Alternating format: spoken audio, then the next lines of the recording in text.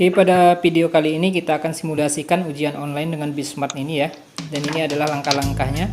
Yang pertama, kita aktifkan dulu SCAM control panelnya. Yang pertama, aktifkan Apache dan MySQL. Pastikan keduanya ini sudah running.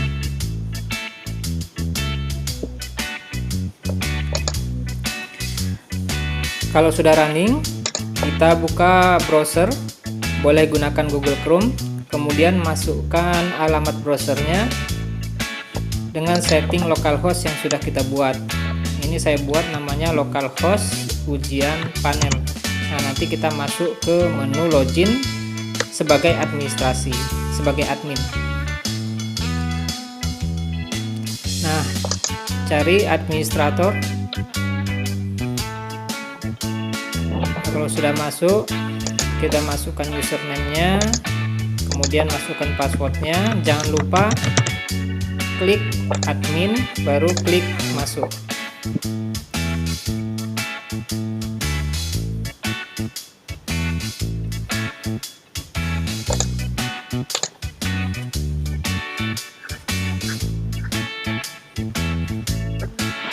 Ya, kalau sudah masuk silahkan kita cari menu bank soal. Di menu bank soal ini terdapat kumpulan beberapa soal yang sudah kita input atau kita sudah masukkan ke dalam aplikasi ini. Kemudian cari soal yang mau diujikan dan aktifkan. Misalkan di sini TO UN IPA 1 saya aktifkan untuk diujikan. Nah, setelah itu kita setting ujiannya dari mulai jadwal, kemudian jenis ujiannya apakah ujian semester atau tryout. Kemudian waktu pelaksanaannya mau kapan nih, tanggal berapa, hari apa, jam berapa mulainya. Ini mulainya jam 8.24 misalkan. Durasinya kita bisa setting mau berapa menit, ini 60 menit. Kemudian anak itu bisa mengakses ujian ini pada hari itu jam berapa sampainya. Misalkan ini kita set sampai jam 18.00. Dan ini tokennya yang mau kita rilis ke anak-anak ya. Pastikan dan ingat token ini, karena ini akan kita bagikan ke peserta ujian. Nah, ini BSFEL tadi tokennya ya, yang mau kita bagikan ke peserta ujian. Nah, langkah berikutnya adalah ambil smartphone kita, kemudian aktifkan hotspotnya. Nah, ini hotspot ini yang kita gunakan sebagai perantara transfer data ya, antara laptop kita sebagai server dengan laptop-laptop yang lain sebagai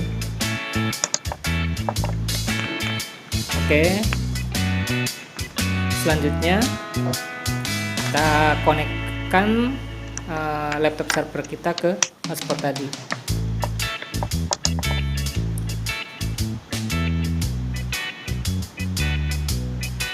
Oke, kalau sudah terkoneksi,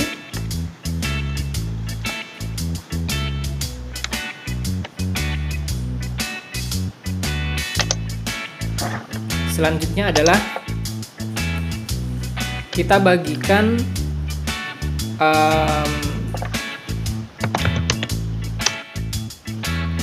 IP address dari server ya ke klien kita atau ke handphone siswa kita.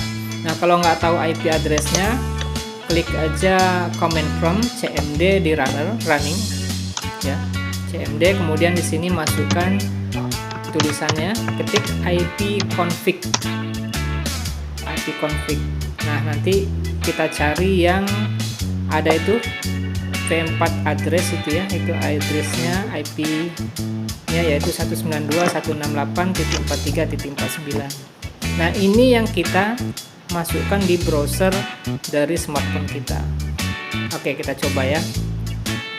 Kita aktifkan WiFi dari smartphone yang lain yang digunakan sebagai klien. Kita sambungkan ke hotspot yang tadi dari smartphone yang tadi. Setelah itu kita buka browser. lalu masukkan alamat yang IP address dari server tadi 192.168.43.49 ya, titik 49.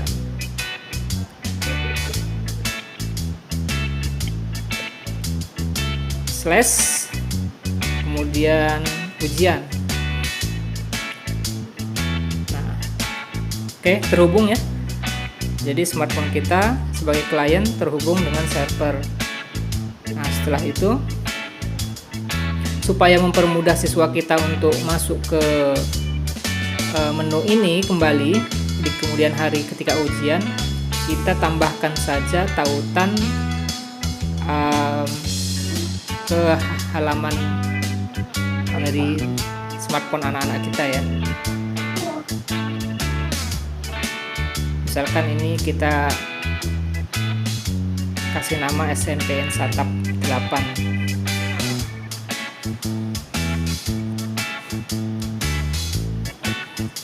Oke, kita buat shortcutnya di depan.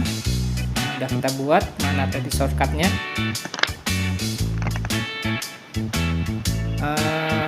Nah, ini shortcutnya sudah ada nih. Shortcutnya namanya SNPN Satap 8. Jadi ketika diklik langsung masuk ke halaman server dari menu ujian online kita. Nah, ini masuk ke login peserta. Jadi tambahkan /login.php sehingga siswa kita masuk ke login peserta. Nah, nanti username-nya ini kan sudah kita setting, nanti kita bagikan aja username-nya ke anak-anak kita. Misalkan di sini username-nya 901, password-nya 901, saya masuk. Nah ini siswanya atas nama Aini Aprilia, kelas 9 1 ke kelas 9, jenis kelaminnya perempuan, atau pelajaran IPA. Ini kita masukkan token tadi BSFPL tadi. Pastikan huruf besar semua atau hurufnya sesuai dengan token.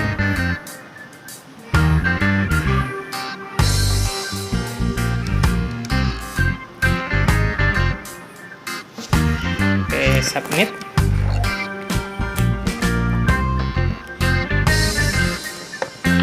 Nah, ini tinggal kita mulai ujian. Nah, bagaimana kalau di PC atau di laptop? Nah, sama ya, localhost ujian login.php, siswa melakukan login peserta. Misalkan ini absen yang nomor 2 nih, atas nama Andrian. Oke, ini atas nama Andrian. Kita coba simulasikan, satu menggunakan laptop, satu menggunakan smartphone. Oke, kita masukkan tokennya tadi.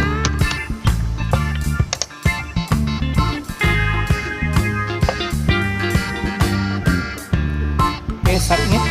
Nah, kita bisa coba langsung memulai ujian. Oke, kita coba login ya. PC login, kemudian smartphone coba login. Nah, soal masuk ke nomor 1. Soal nomor 1. Yang smartphone saya landscape biar enak membaca soalnya. Soal nomor 1. Ada gambarnya. Kemudian ada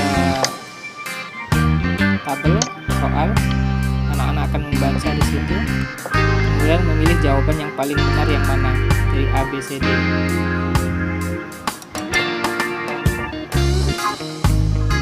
Misalkan ini soal IPA ya. Di sini ada soalnya, misalkan jawabannya adalah C ya, besar. Bagaimana cara ngisinya? Klik aja C, kemudian setelah itu klik soal berikutnya.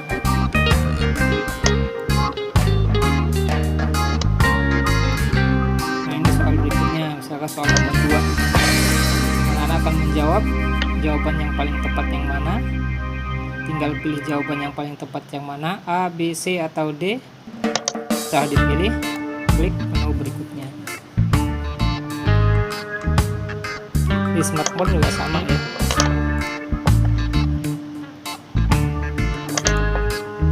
Oke, ini sebagai contoh simulasi saja.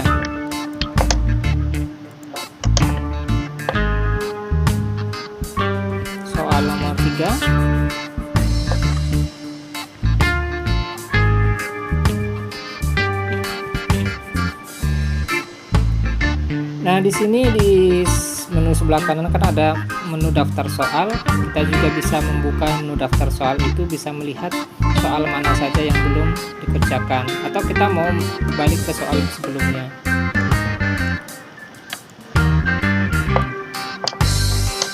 Ini contohnya kita lompat ke soal nomor 40 juga bisa.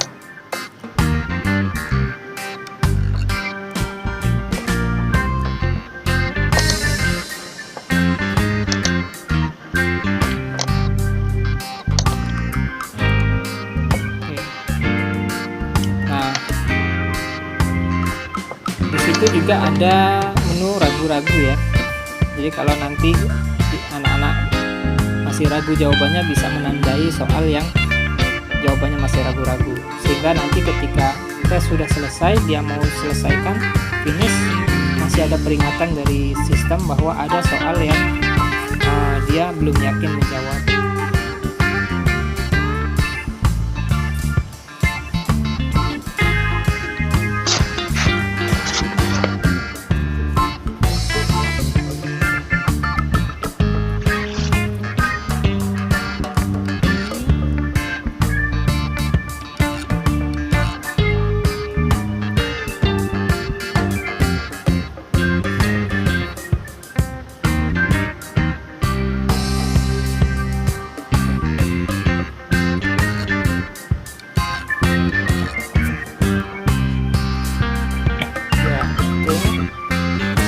Sebagai contoh simulasinya.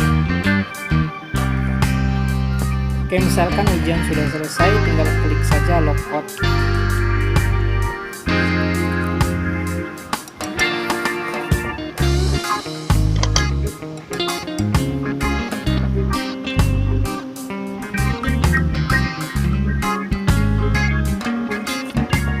Ini kalau kita contohnya kita klik selesai, nanti ada konfirmasi tes, notifikasi, peringatan apakah Anda yakin ingin mengakhiri tes atau ujian. Ini misalnya tuh langsung tertera nilainya ya, nilai ujian langsung kelihatan. Jadi siswa bisa melihat langsung nilai ujian dari ujian yang barusan dilaksanakan.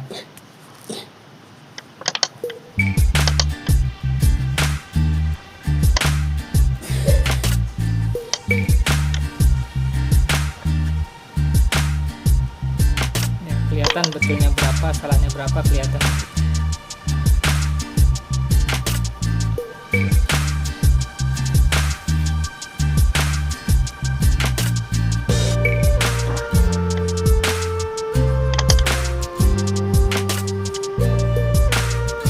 Oke, jangan lupa kalau sudah selesai ujian klik logout ya.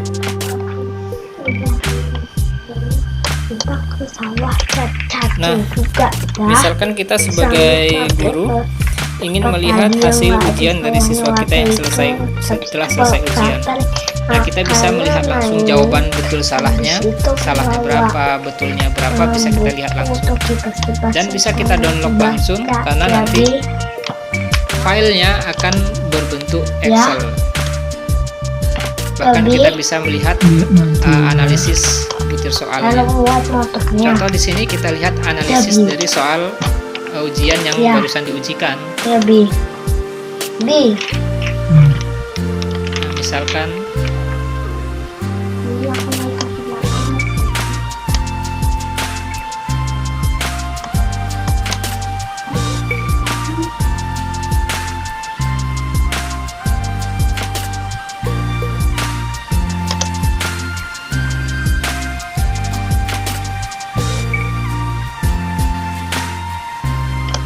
tadi TUIN IPA 1 ya ujiannya yang nomor 4.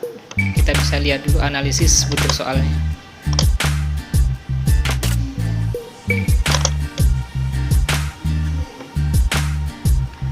Oh iya, kalau ujian tadi mau disudahi, kita bisa setting off ya dari soal yang diujikan.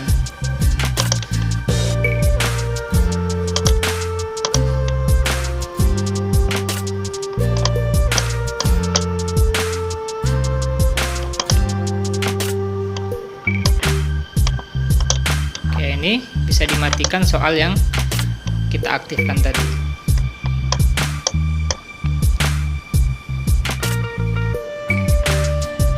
Sehingga kalau kita lihat di bank soal, tidak ada soal yang aktif untuk diujikan.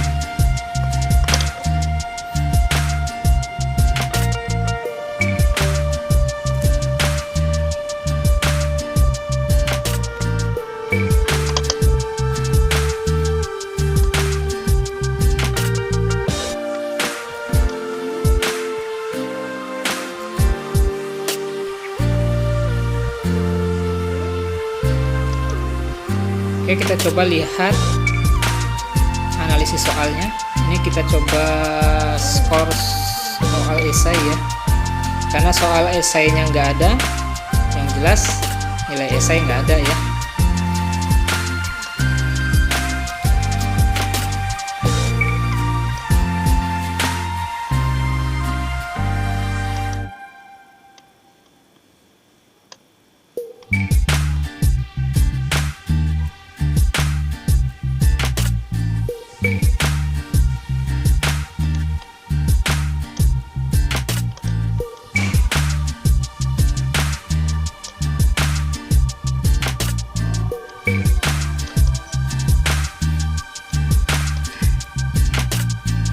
Kita lihat pilihan gandanya.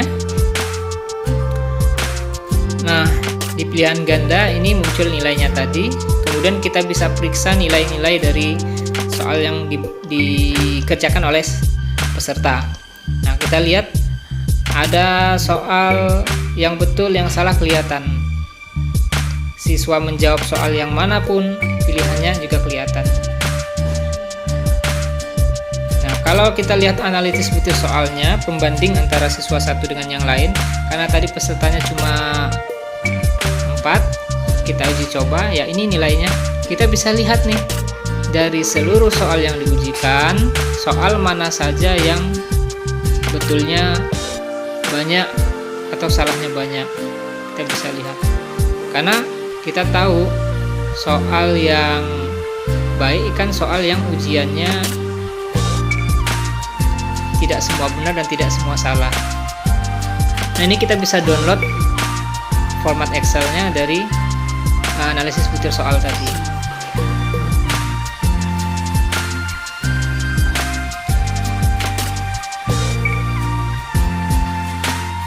Oke, kita lihat dalam bentuk format Excel-nya setelah kita download analisis butir soalnya.